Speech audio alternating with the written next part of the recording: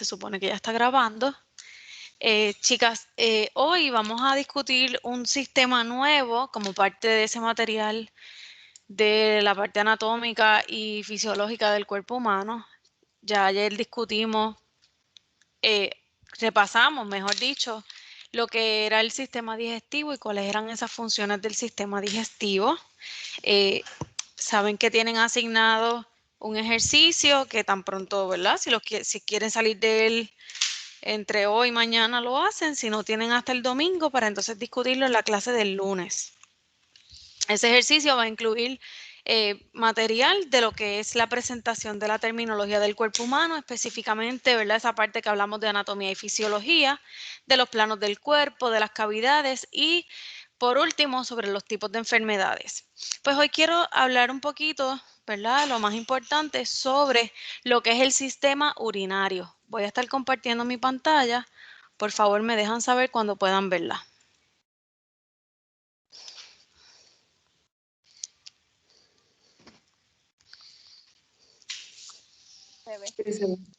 Ok.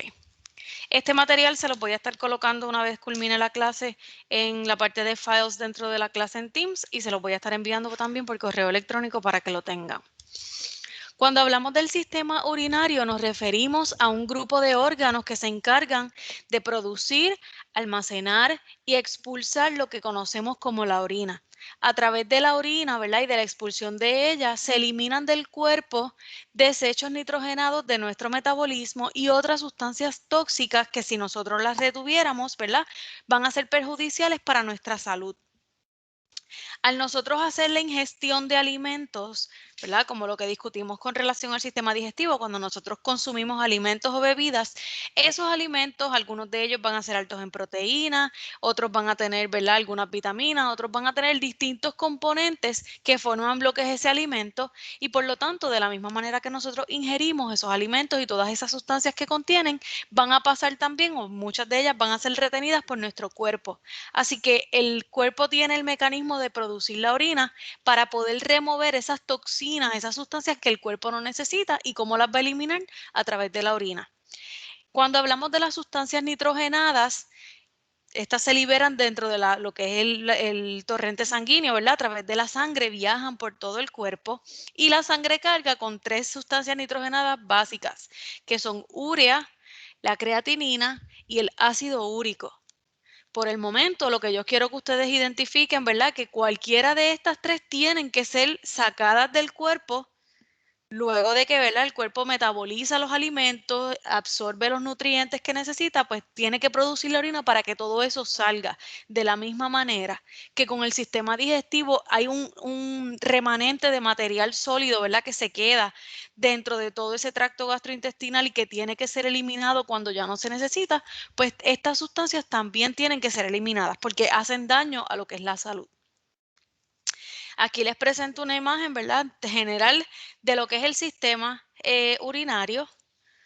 Hay veces que pueden escuchar el término génito urinario. Cuando escuchamos el concepto del sistema génito urinario, se están uniendo el sistema urinario con el sistema reproductor. Hay muchas ocasiones, ¿verdad?, en que podemos ver una combinación de los dos sistemas. Para efectos de clase yo se los voy a dar por separado, porque es más fácil, ¿verdad?, reconocer primero la función de uno para luego conocer la función de otro. ¿Ok? Pero en esencia, ¿verdad?, se relaciona a lo mismo. Cuando hablamos del sistema urinario, este se va a encargar de remover del cuerpo esas 3 sustancias nitrogenadas que le acabo de mencionar, repitiendo, urea, creatinina y ácido úrico. Estos son desperdicios que no pueden estar acumulándose en el cuerpo. Si el cuerpo por alguna razón retuviera alguna de esas sustancias, pues la condición, ¿verdad?, de salud de esa persona se va a afectar porque podría desarrollar ciertas condiciones. A medida que la sangre va pasando por los riñones se van a encargar de filtrarla, de limpiarla, para entonces sacar esas 3 sustancias nitrogenadas que están dentro de la sangre, producen la orina y esas sustancias van a salir junto con la orina del cuerpo. ¿Verdad? Estableciendo oficialmente qué es la orina. Es un líquido ¿verdad? Es acuoso. Por lo general es transparente, o sea que podemos ver a través de él y casi siempre tiene un color amarillento. Tiene un olor característico y este líquido lo secretan los riñones. Ellos son los encargados de producirla. Este líquido se va a sacar fuera del cuerpo utilizando otros órganos dentro de este sistema urinario. La orina le permite a los proveedores de salud, ¿verdad? A los médicos, a través de pruebas diagnósticas, identificar condiciones relacionadas a alguno de los órganos que participan dentro de este sistema. ¿Cómo está compuesta la anatomía? ¿Cómo está compuesto este sistema? ¿Cuáles son los órganos que lo componen? Pues este sistema contiene los 2 riñones, ¿verdad? Y les coloco el número 2 porque tenemos uno a cada lado y vamos a ver específicamente dónde se encuentran. Los uréteres, también tenemos 2, uno conectado a cada uno de los riñones. El cuerpo humano tiene una vejiga y tiene una uretra. Si se fijan, son 4 categorías de órganos, ¿verdad? Dentro de este sistema, pero en realidad estamos hablando de 6 órganos porque tenemos 2 riñones y 2 uréteres. Comenzando por los riñones, les coloco en la presentación el término en inglés para que lo vayan asociando. Kidneys es el término en inglés para referirse a los riñones. Los riñones son 2 órganos que tienen una forma de habichuela, forma de frijol, ¿verdad? Esa formita característica que tienen las habichuelas. Están localizados detrás de la cavidad abdominal. O sea, ya no estamos mirando de frente. Si lo comparamos con los planos, está en el plano ¿qué? Anterior o posterior.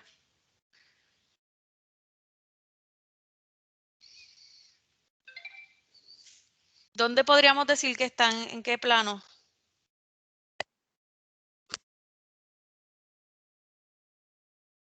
¿Anterior o posterior?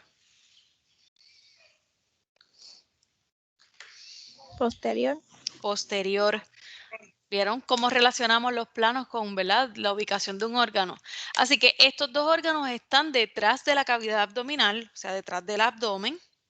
Eso se llama la zona retroperitoneal, pero eso yo no pretendo que usted se lo sepa. Se encuentran debajo de la caja torácica, o sea que no están a nivel del pecho, están más abajo del pecho, ¿verdad? Específicamente más a nivel de las costillas, cada uno al lado de la columna vertebral. Si nosotros, ¿verdad?, hacemos referencia a nuestra parte posterior, a la espalda, en el centro baja de manera vertical la columna vertebral y a cada uno de los lados, en lo que es la zona lumbar, la espalda baja, vamos a tener más o menos en esa área que están localizados los riñones, uno al lado derecho y uno al lado izquierdo. Alrededor de ellos, los riñones tienen un tejido graso, eso se conoce como un tejido adiposo, y un tejido que tiene fibras, que lo que hace es servir de protección, los mantiene a ellos ahí acolchonaditos para que ellos no estén suspendidos y estén sostenidos y estén protegidos a la misma vez. Los riñones tienen un tamaño aproximado, cada uno, ¿verdad?, de un puño cerrado. Si usted cierra su puño, pues más o menos ese es el tamaño de cada uno de sus riñones y pueden pesar de entre 4 a 6 onzas cada uno. Ellos son los que se encargan de limpiar, de filtrar la sangre que va a entrar, ¿verdad?, por la arteria. Y como dato curioso, riñones que se encuentran en condiciones óptimas, o sea, para una persona saludable, por lo general filtran alrededor de media taza de sangre por minuto. Imagínense la cantidad de sangre que filtran en una hora. Y si lo comparamos a un día entero, ¿verdad? ¿Cuánta sangre están limpiando? Ellos son los protagonistas de este sistema, por decirlo así, porque ellos son los que se van a encargar de purificar esa sangre que está circulando por todo nuestro cuerpo. Ellos se encargan también de, una vez filtran la sangre, remueven esas sustancias nitrogenadas, esas sustancias de desecho, y entonces las van a sacar de la sangre. Por eso la están limpiando.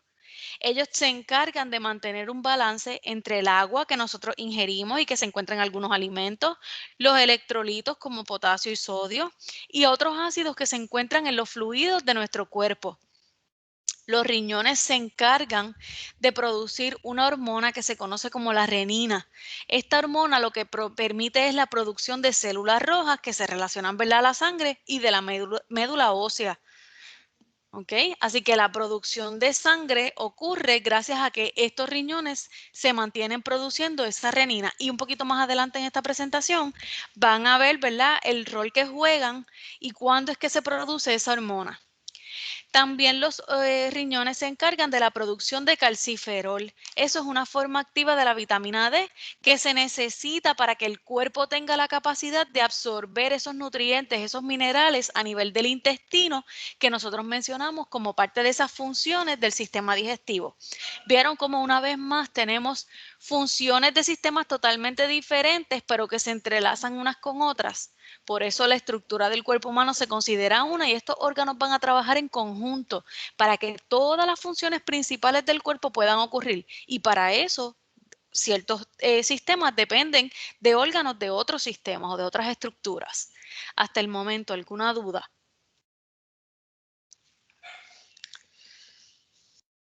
No. El próximo órgano u órganos de este sistema son los uréteres. En inglés se le llama, ¿verdad? Se escribe igual. En español solamente tienen un acento. ¿Qué son los uréteres? Los uréteres son unos tubos compuestos de músculos que tienen una longitud aproximada de entre 16 y 18 pulgadas, ¿verdad? Son un poquito más grandes que un pie. Ellos están conectados a los riñones y son los que permiten que una vez ese riñón filtra la sangre, produce la orina, pues esa orina salga del riñón, ¿verdad? Porque eso es lo que tiene esos materiales nitrogenados que tienen que ser eliminados del cuerpo. En esta imagen les presento, ¿verdad?, cómo los uréteres están conectados a cada uno de los riñones. Por eso tenemos dos, ¿ok? Y ellos también se van a conectar al siguiente órgano que vamos a discutir. Ellos cargan esa orina a través de ondas peristálticas. Ustedes recuerdan que yo les dije que en el sistema digestivo ese bolo alimenticio viaja a través de todo el tracto, ¿verdad? De todos esos órganos por ondas rítmicas. ¿Qué ocurren cómo? ¿Cómo son esas ondas? Yo les mencioné ayer y antier. Son movimientos que yo les dije.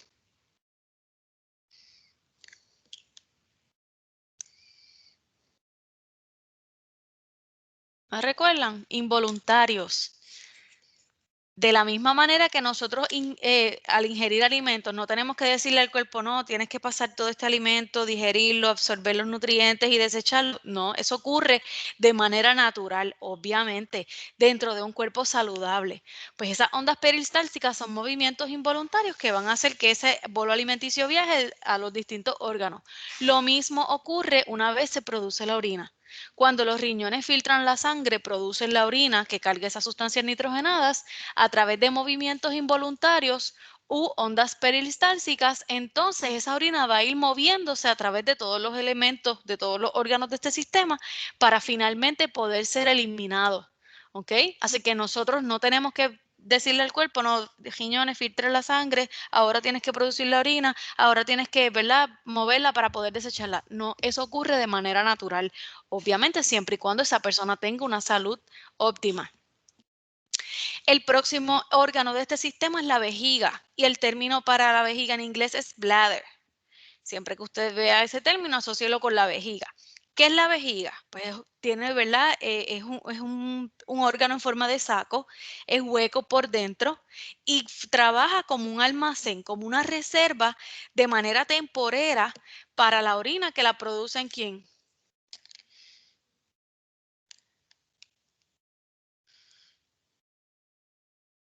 Los riñones. Exacto, el riñón produce la orina, esa orina viaja a través de los uréteres y llega para ser almacenada de manera temporal dentro de la vejiga. Eso va ocurriendo, ¿verdad? Por esas ondas rítmicas involuntarias. Una vez este saquito, ¿verdad?, va alcanzando la capacidad que tiene para poder almacenar, entonces es que nosotros vamos a sentir los deseos de tener que ir a orinar y eliminar ese líquido con esas sustancias nitrogenadas. Una vejiga que no funcione correctamente, pues probablemente la persona no va a tener esos deseos de orinar, va a retener esa orina por más tiempo y retener orina por más tiempo de ese periodo temporero también podría ser perjudicial para el ser humano. La vejiga contiene lo que se conoce como el trigonal. Tiene la forma, decimos que es un trigonal porque tiene la forma de un triángulo invertido. Si se fijan, miren aquí, un triángulo al revés.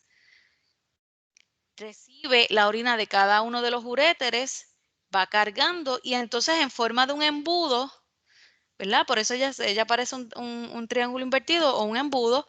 Entonces, una vez ella vaya alcanzando su nivel máximo, entonces el cuerpo siente los deseos de desechar esa orina. Aquí, en la parte, ¿verdad? Inferior, entonces es donde la vejiga se conecta con el último órgano de este sistema, que es la uretra. La uretra es un tubo, también tiene forma de tubo como los uréteres, lo único que va a ser más corta. Este tubo carga la orina desde lo que es ese almacén, esa vejiga, hasta, ¿verdad?, la parte externa del cuerpo. En el caso de la mujer, esa abertura se encuentra cercana a la vagina. En el caso del hombre, esa abertura de la uretra se encuentra en el pene. En términos anatómicos vamos a ver diferencias con relación a este órgano, pero tanto hombres como mujeres tienen uretra, ¿ok? Cuando hablamos del proceso de micción, es ese ¿verdad?, proceso de que cuando nosotros expulsamos hacia afuera del cuerpo, a través de la uretra, esas sustancias nitrogenadas que tienen, ¿verdad?, como parte de la producción de la orina. En inglés, en español, otra forma, ¿verdad?, es ese proceso de nosotros orinar. En inglés, a eso se le conoce como urination, pero también se le conoce como voiding. Si usted ve algún diagnóstico que el médico escriba y hable de voiding, sabe que es algo relacionado al proceso de orinar. Pero también, por ejemplo, un diagnóstico como urgency of urination, urgencia al orinar, significa que esta persona no puede estar mucho tiempo sin orinar. Todo el tiempo tiene deseos de, ¿verdad?, de poder ir a orinar. Así que cualquiera de los dos términos es utilizado comúnmente para hacer referencia a ese proceso de micción. Justamente en esa parte externa, ¿verdad?, lo más cercano hacia el ambiente externo del cuerpo, dentro de la uretra, se conoce como la ruta o el meato. Esto simplemente para que usted lo sepa, no, yo no pretendo que se lo aprenda, ¿ok? Como les dije, en las mujeres y en los hombres, en términos anatómicos, en términos de cómo está compuesta esa estructura de lo que es el cuerpo, pues hay diferencias, porque los cuerpos de las mujeres y de los hombres son diferentes. Así que en la mujer, la uretra puede medir aproximadamente, entre 3 y 3,5 centímetros de longitud. Se abre al exterior del cuerpo en una abertura justo encima de la vagina, ¿verdad? Hay dos huequitos, uno es la vagina, otro es la uretra. En los varones, la uretra es más larga, va a medir aproximadamente 20 centímetros de largo, porque la uretra tiene que pasar por lo que es la glándula prostática y a través de todo el pene, ¿verdad? Y en la parte superior, entonces, por ahí es que está la abertura para que el cuerpo pueda desechar la orina. En esta imagen les presento la diferencia. Si se fijan, miren la uretra femenina aquí, ¿verdad? Y miren la uretra masculina acá. Por aquí es que está el meato, ¿verdad? La ruta o el meato, y en el caso de la mujer está en esta parte aquí. Así que por eso, ¿verdad?, hay diferencias en términos del tamaño y de la longitud de la uretra masculina y femenina. ¿Dudas hasta el momento?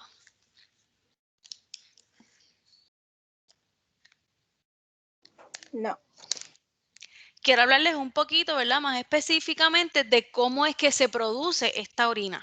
Pues miren, cuando ustedes aprendan o yo hable en clases sobre el sistema circulatorio, ustedes van a saber, ¿verdad?, que las arterias cargan la mayor cantidad de sangre. Esas arterias, ¿verdad?, específicamente la aorta, se encarga de hacerle llegar ese suplido de sangre a los riñones. Entonces, al entrar la sangre al riñón, por lo general la presión arterial del ser humano baja más de lo normal. Pues porque está recibiendo gran cantidad de sangre para ser filtrada. ¿Qué pasa? En este momento, como la presión arterial bajó, y eso no es bueno tampoco para el cuerpo, los riñones comienzan a producir esa hormona que yo les mencioné, que es la renina. ¿Qué es lo que hace la renina? Al producirse, aumenta otra vez la presión arterial para mantenerla en lo normal, para nivelar esa presión arterial. Así que el cuerpo no va a sufrir, ¿verdad?, de una presión demasiado baja. Así que una vez llega esa sangre al riñón, la presión baja, el riñón se ve en la obligación de producir renina y ahí regula la presión arterial. Y una vez esa renina llega a la sangre. En ese momento los riñones van a limpiar esa sangre, ¿verdad? Como les dije, media taza por minuto, van a ir limpiando, purificando esa sangre y permitiendo que ella continúe circulando. Y junto a ese proceso de filtración sacan esas sustancias nitrogenadas y producen la orina. Esa orina va a tener tanto esas sustancias nitrogenadas que yo les dije que son urea, creatinina y ácido úrico, pero a la misma vez va a tener agua, el agua que nosotros ingerimos como parte de nuestra dieta, por eso es tan importante el consumo de agua. Va también a incluir azúcares que se encuentren en los alimentos que también nosotros estamos ingiriendo. Va a incluir sales y cualquier otro elemento que esté contenido como parte de la dieta que nosotros mantenemos. Por eso es que su médico tal vez le dice, no comas mucho azúcar, no comas cosas muy saladas, trata de mantener una dieta balanceada, porque hay cosas que en exceso, ¿verdad?, van a provocar que nuestra salud se descompense. Algo, ¿verdad?, importante que les fui mencionando durante la presentación y que tal vez no hice énfasis para que tengan una idea. Les hablé ahorita de electrolitos, ¿verdad?, que los riñones regulaban los electrolitos y les hablé del potasio y del sodio. Los electrolitos son unas moléculas bien pequeñas que por lo general cargan electricidad y esa electricidad es bien importante y es necesaria para que los músculos puedan funcionar y los nervios en el cuerpo.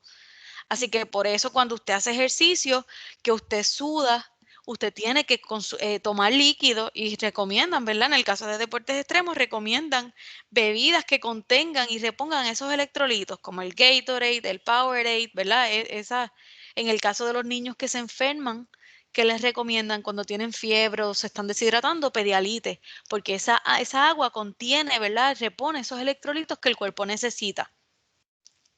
Cuando hablamos de médula ósea, esto está más asociado al sistema circulatorio. La médula ósea es un tejido que se encuentra en los huesos y que eso es la encargada, ¿verdad?, de producir las células madres que ¿verdad?, al final del día son las encargadas de producir la sangre.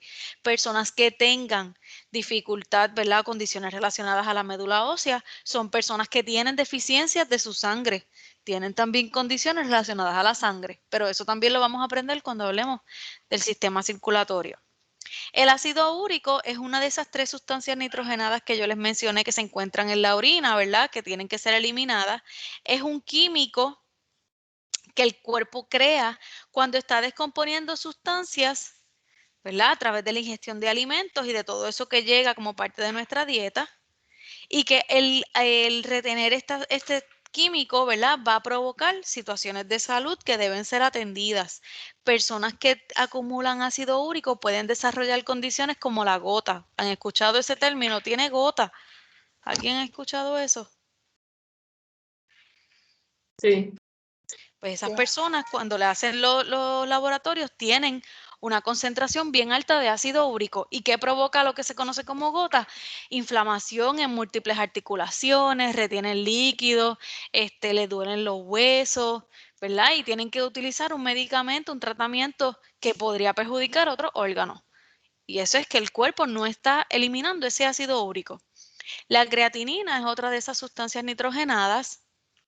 Es un desperdicio nitrogenado, pues lo dice ahí, y la acumulación, ¿verdad?, o la presencia de cantidades altas de creatinina en el sistema pueden ayudar al médico a identificar que los riñones no están funcionando correctamente. Personas que tienen condiciones crónicas del riñón, personas diabéticas que la misma diabetes le provoca daño renal, personas que están a punto de un fallo renal tienen esos niveles bien altos y mientras más alto, ¿verdad?, pues más amenaza hay contra la vida. Si los riñones no funcionan, la sangre no se va a poder limpiar, el cuerpo va a mantener acumulando, ¿verdad?, esas sustancias nitrogenadas y la orina no se va a producir. Así que el paciente tampoco va a poder orinar correctamente. Así que eso a la larga va a provocar un fallo renal que le puede provocar la muerte al paciente.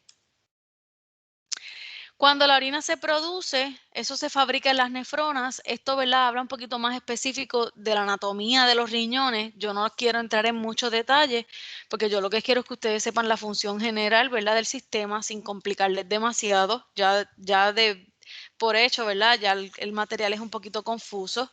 Así que como parte de esas etapas que se encuentran presentes en la producción de la orina, se encuentra la filtración. que, ¿verdad? Donde está el agua y con la sangre se va limpiando. Esa sangre pasa a lo que son las nefronas. El proceso de reabsorción es donde el cuerpo retiene lo que el cuerpo necesita. Y la etapa de secreción, entonces, es cuando el riñón va produciendo la orina para eliminar esas sustancias que luego ¿verdad? O más adelante van a ser eliminadas por ¿verdad? Por la uretra. Aquí les presento una imagen más completa. Aquí tienen un video que si les interesa ver cómo se forma la orina, ¿verdad? Como referencia, lo pueden accesar luego. Ok. Ahora, en relación a este sistema, existe una prueba de laboratorio, ¿verdad? Existen muchas pruebas de laboratorio que le permiten a un médico identificar la presencia de alguna condición relacionada a alguno de los órganos que yo les acabo de mencionar. El más básico, el más utilizado, el más común, el más económico es un urinálisis.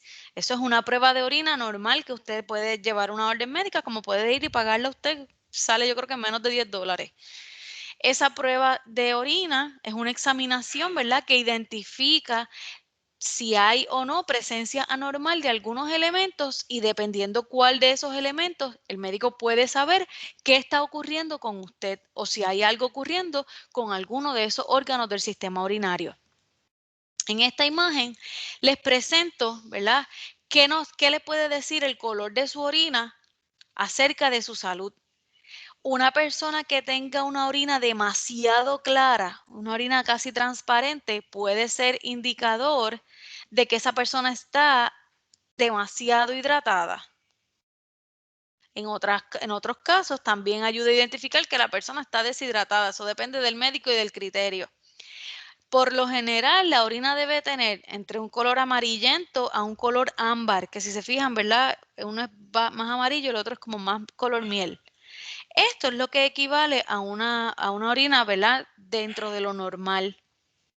Ya cuando la orina tiene demasiado color, ¿verdad?, que se ve entre marrón y rojizo, eso puede ser indicador de que hay sangre o que hay otros elementos y pueden también dejarle saber al médico que algo está ocurriendo de manera normal. Dentro de ese urinálisis se evalúan ciertos elementos como el color, la apariencia, el pH de la orina, las proteínas, se evalúa glucosa, gravedad específica y bilirrubina. Y les voy a explicar, ¿verdad?, para que sepa cada uno. El color de la orina debe ser amarillento, ¿verdad? Cambios en color, como les presenté en la imagen, pueden indicar si está sobrehidratado, si está deshidratado, si hay presencia de sangre, ¿verdad? Distintas cosas. Cuando nos referimos a la apariencia, ¿verdad?, ¿cómo se ve esa orina? Una orina debe ser clara, aunque tenga un color amarillento o color ámbar, debe ser, ¿verdad?, que se pueda ver a través de ese líquido, debe ser transparente en ese sentido. Cuando la orina está lo que se conoce como cloudy, que está como, en español, no es nublosa, se me fue la palabra en español ahora, pero que usted no puede ver, ¿verdad?, a través del líquido, que usted lo ve como borroso, eso puede indicar que la persona tiene alguna bacteria, que está teniendo alguna infección de orina. Así que el médico, a través de la apariencia, puede identificar qué puede estar ocurriendo con el paciente. Otra de las cosas que se estudian en un urinálisis es el pH. El pH lo que identifica es el nivel de ácido que tiene la orina. Un pH normal puede ser entre 4 hasta un nivel de 6. Un nivel mayor de eso, pues puede indicar que hay demasiada acidez en la orina y eso puede indicarle al médico también otros problemas de salud. Cuando hablamos de proteínas en la orina, esto no debe estar normal en ella, ¿verdad? Un paciente no debe tener proteínas en su orina. Cuando un paciente muestra proteínas en su orina, puede indicar que hay niveles de albúmina, y las albúminas se consideran, ¿verdad?, relacionadas a las sales. También eso puede indicarle al médico que alguna condición del sistema urinario está ocurriendo. Muchas veces pacientes que tienen condiciones de los riñones tienen proteínas en su orina. Cuando hablamos de la glucosa, tampoco la glucosa debería estar presente en la orina. Cuando un paciente muestra sus niveles de orina, ¿verdad?, que contienen glucosa Eso puede dejarle saber al médico que hay condiciones como diabetes o algo, ¿verdad? Está ocurriendo a nivel metabólico. También eso les ayuda a ellos a identificar otras enfermedades. La gravedad específica habla de la concentración de esa orina. También indica la presencia de ciertas sustancias para efectos, ay, perdónenme, para efectos del criterio médico. Y el último es la bilirrubina. La bilirrubina es, ¿verdad?, un componente que se considera de desecho, que lo produce el hígado cuando produce el líquido ese naranja espeso, la bilis. Pues la bilirrubina se encuentra ahí en la bilis. Y cuando un paciente muestra que hay bilirrubina en la orina, eso le puede indicar al médico que hay algo a nivel de hígado que esté ocurriendo. ¿Ok? ¿Dudas hasta el momento?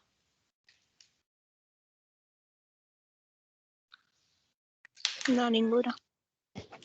Existen otras pruebas diagnósticas, ¿verdad? Incluidos procedimientos, pruebas radiológicas, otras pruebas de laboratorio que también identifican cuando hay condiciones relacionadas al sistema urinario.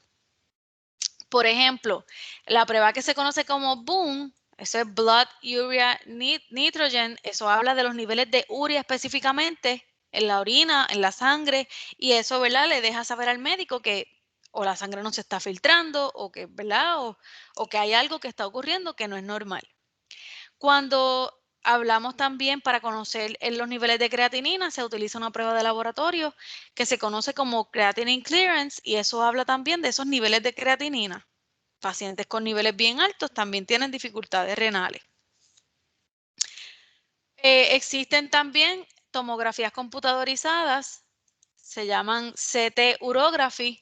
Una urografía, ¿verdad? Específicamente se hace de la uretra para identificar, ¿verdad?, a través de una tomografía computadorizada qué está ocurriendo y cómo están, ¿verdad?, esos órganos del sistema urinario. En términos radiológicos, cuando un paciente está presentando así dolor en la parte baja de la espalda, está presentando dificultades al orinar, pues se puede sospechar que ese paciente tiene lo que se conoce como piedras, solidificaciones en los riñones. Hay pacientes que son bien propensos a la producción de esas solidificaciones o piedras en los riñones. Término correcto, cálculos renales se llama eso. Lo primero que el médico le ordena a ese paciente es una placa, un KV, una placa, una radiografía de kidneys, ureters and bladder, riñones, uréteres y vejiga. Y ahí se identifica, ¿verdad?, si hay alguna solidificación. Cuando el médico quiere saber, ¿verdad?, cómo está trabajando la uretra y quiere hacer una examinación visual, se hace una citoscopía. Cito hace referencia a la uretra, scopía, una examinación visual. Y en algunos casos, ¿verdad?, también se tienen que hacer biopsias, como por ejemplo de los riñones, de la vejiga, en el caso de que hayan crecimientos anormales en el cuerpo o que los relacionen a cáncer. Como yo les dije ayer, ¿verdad?, y antier les presenté que hay términos específicos que usted puede identificar o relacionar con este sistema, con el sistema urinario no es la excepción. Vamos a ver palabras raíces como nefro, con F en español y con PH en inglés, donde usted identifica qué parte del cuerpo, el riñón. Ya automáticamente ahí le está hablando de riñones. Cuando vemos la palabra raíz cisto, podemos verla con Y, la podemos ver con I latina, eso hace referencia a la vejiga. Uréteres casi siempre se utiliza como prefijo y se escribe así mismo. Los cálculos o los cálculos son esas solidificaciones, es lo que le llamamos piedras en los riñones. Hay veces que para hacer referencia a la uretra, vemos en la palabra raíz uretro, con TH en inglés y con T solamente en español. Vesico, hay veces que hace referencia a la vejiga. Y sufijos como uria hablan específicamente de la orina. Por ejemplo, un término como nocturia se utiliza, ¿verdad? Un síntoma o un signo que se codifica, que existe. Una persona que tiene nocturia es una persona que va demasiadas veces en la noche a orinar. Son estos pacientes que tienen como incontinencia mayormente en la noche. Personas que tienen proteinuria, ¿qué podemos decir que es?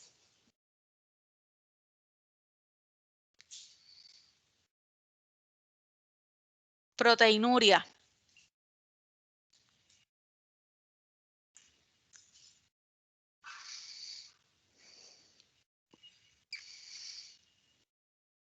¿Quién me dice?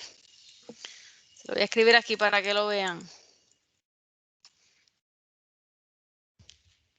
Esto, ¿qué significa?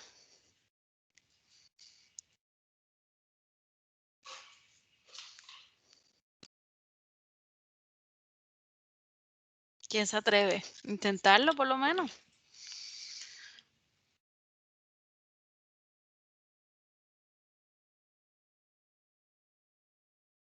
Cuando vemos un término así, ¿verdad? Uria nos dice que es orina y protein habla de proteínas, pues proteinuria es proteínas en la orina.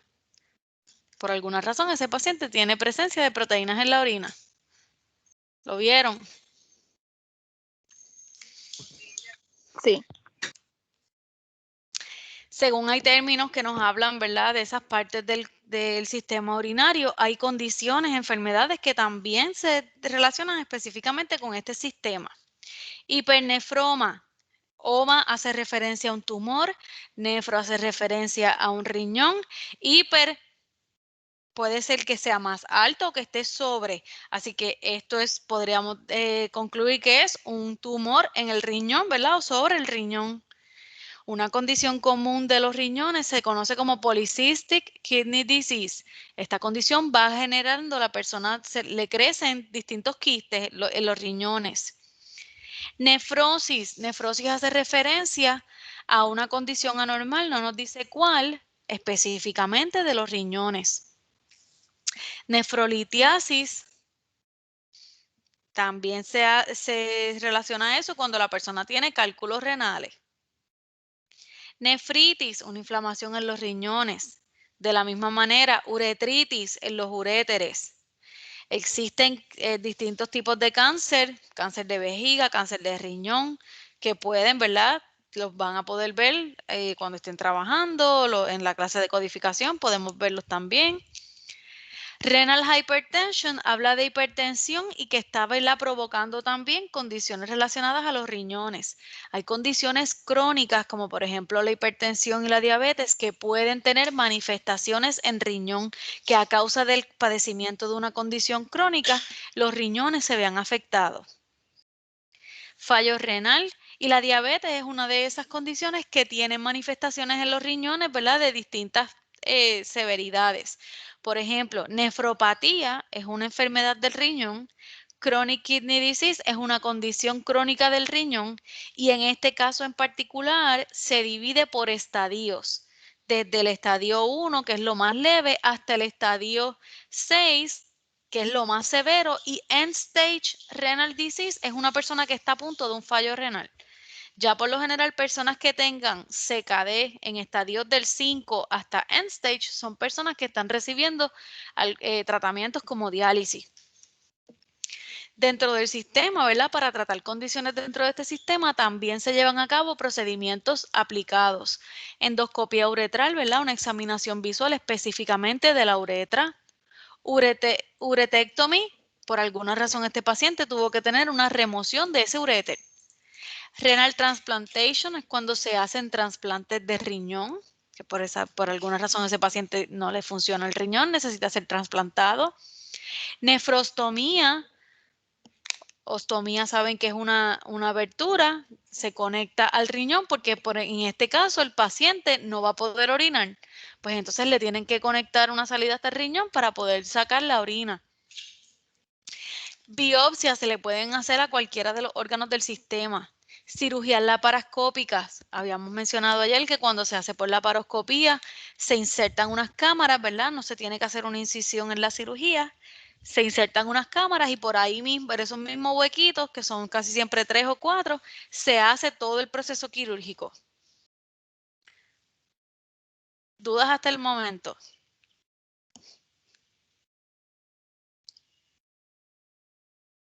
No. No. Con relación al sistema urinario, vamos a ver, ¿verdad?, dos especialistas que podrían manejar las condiciones relacionadas a él. Número 1 está el urólogo. El urólogo es ese especialista que por lo general trata condiciones del sistema genitourinario. Volvemos y escuchamos el término genitourinario porque el urólogo específicamente trata a los varones casi siempre todo lo que tenga que ver con el sistema reproductor masculino, pero también maneja el sistema urinario, pues porque ustedes saben que la uretra está a nivel del pene en el caso del hombre.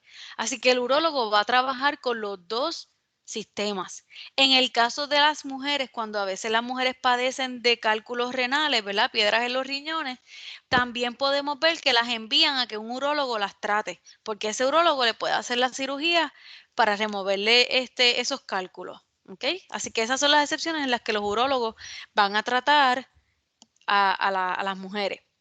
Cuando las condiciones que afectan al paciente son específicamente del riñón, ¿verdad? Incluidos los tratamientos para diálisis, todas las condiciones que afectan los riñones, estos pacientes se atienden en un nefrólogo. Ese nefrólogo es el especialista, Nico, no, perdónenme. Ese especialista es de los riñones, del funcionamiento de los riñones, de tratamientos preventivos para que el paciente, ¿verdad?, evite tener alguna condición relacionada al riñón y cualquier condición relacionada. Ese nefrólogo también coordina y maneja lo que son los tratamientos de diálisis para esos pacientes que tengan un fallo renal o una condición bien severa del riñón. Existen, ¿verdad?, métodos artificiales para que la sangre se pueda filtrar, la orina se pueda crear y esas sustancias nitrogenadas se puedan eliminar del cuerpo. Estos pacientes que sus riñones no funcionan al nivel óptimo o que solamente tienen un riñón funcionando o que están a punto de un fallo renal, tienen que ser sometidos a este tratamiento de diálisis, donde se les conecta a una máquina que es la que va a hacer el trabajo de los riñones. Ella le va a sacar la sangre, en esa máquina se filtra y ella les regresa la sangre al cuerpo del paciente. Existen dos tipos de diálisis. Número 1, la hemodiálisis.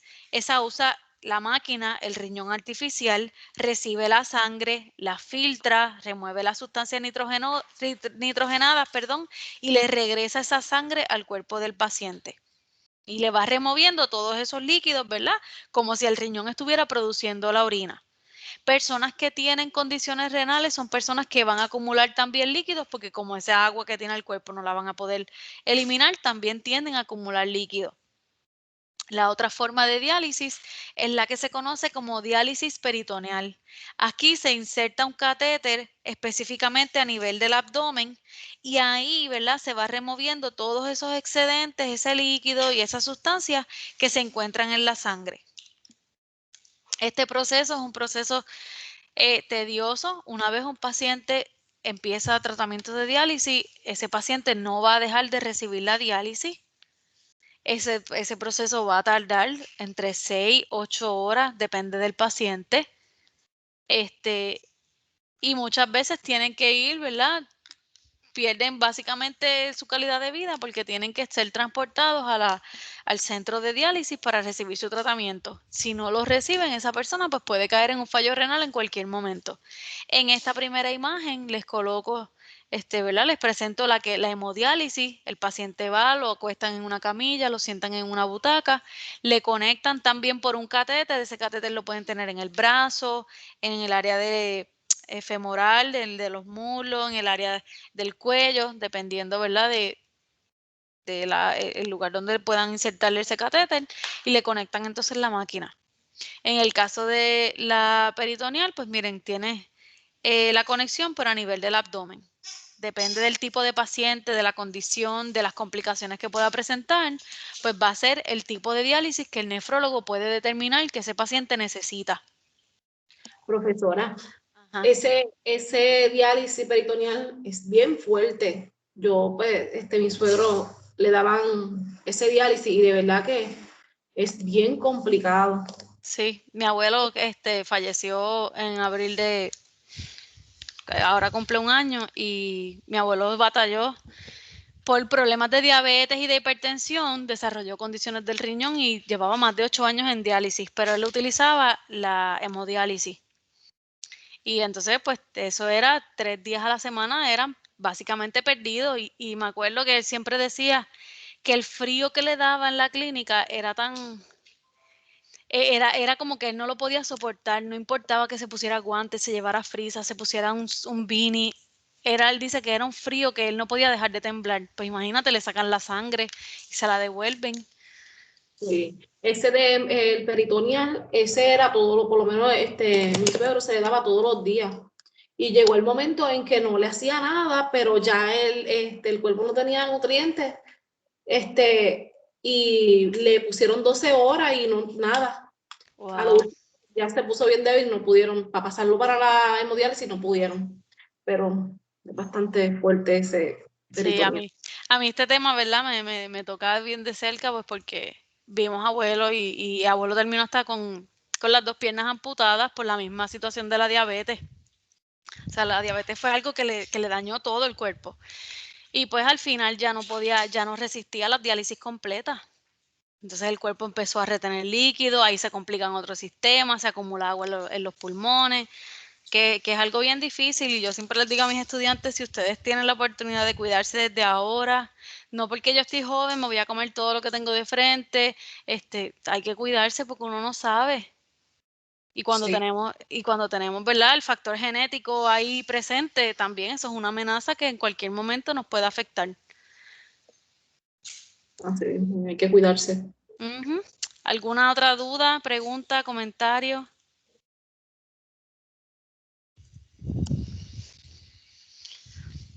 No. ¿Estamos bien? Terminamos temprano, yo pensé que no me iba a dar tiempo. Pues nada, chicas, les voy a estar enviando este material. No les voy a dar más tarea, ya con lo que les di es suficiente.